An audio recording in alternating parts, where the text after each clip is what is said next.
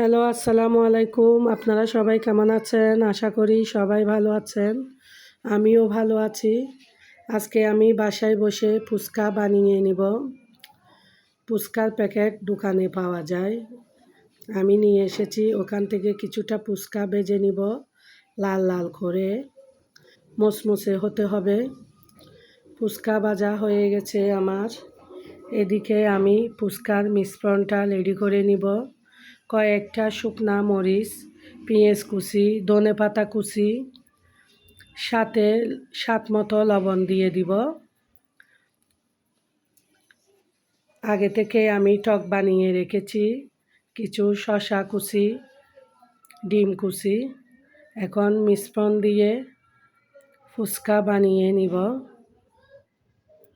আপনারা চাইলে বাসায় বসে ফুচকা বানিয়ে নিতে পারেন। দিয়ে দিব ডিম কুচি, শসা কুচি, টক দিয়ে দিব।